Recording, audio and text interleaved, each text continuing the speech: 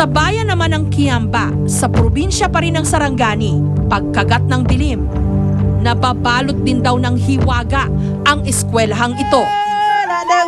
Si Yesa, miyembro ng tribong Tiboli. Ayon daw sa kanyang mga ninuno, dekada 40 nung nagkaroon ng engkwentro ang mga militar at Muslim sa nasabing lugar. Nang dahil sa alitan, daan-daang mga tao raw ang inilibing ng buhay sa mismong lugar na kinatitirikan ngayon ng paaralan. Pinatay ang tribo dahil sa lupa.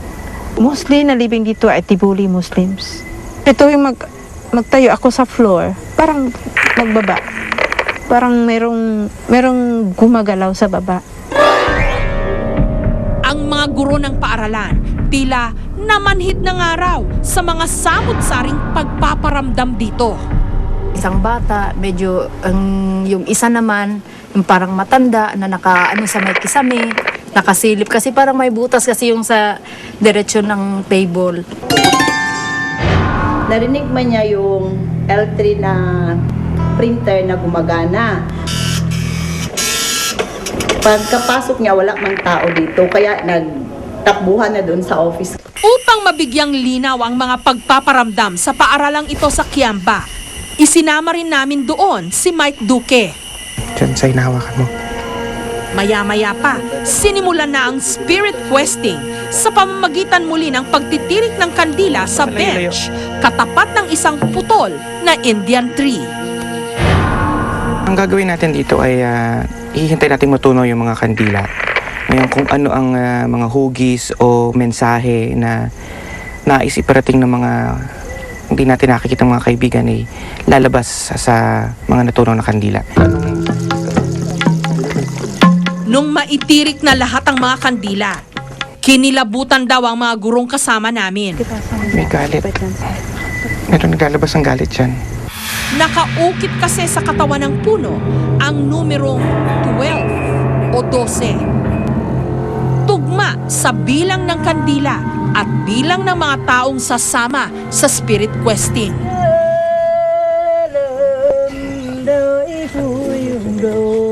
Sa pamamagitan ng pagkanta, humingi ng pahintulot at basbas si Yesa sa gagawin naming paglilibot.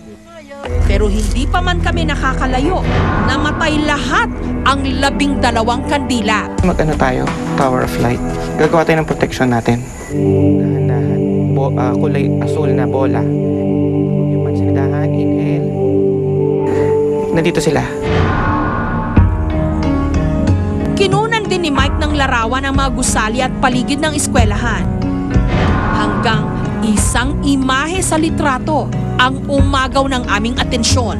May parang isang anino doon na nagtatago. Parang may sumisilip na isang babae. Nakita ang dalawang puti. Dalawang tao, hugis tao, pero puti. Sa loob. Walang mukha, oh. Dalawa nga. Wala ko sinabing dalawa, pero dalawa nga. May babae doon sa banda ron sa kabilang lamesa, para sa may bangko. Mayroong isa din doon. At ayon kay Mike, sa kabuuan ng aming paglilibot, nakakita raw siya ng 12 ring ligaw na espiritu. Whether ang ibig sabihin nun yun yung 12 espiritu na kailangan bigyang atensyon, o yun yung 12 espiritong nagiging dahilan ng mga nagpapakita at nagpaparamdam sa mga silid-aralan, maaring yun. Pinasuri namin sa isang photo expert kung talaga nga bang may multong nakuhanan ng kamera ni Mike. Even if maraming elements na hindi natin na-explain, parang I'm not convinced na it's a actual proof of something that's supernatural. Sa mundong ating ginagalawan, posible nga na hindi lang tayo ang nananahan. Kung posible mang meron pa tayong ibang kahalubilong mga nilalang, katulad ng natututunan natin sa mga eskwelahan, matuto rin sana tayong igalang sila at irespeto sa mga lugar na itinuturing din nilang teritoryo.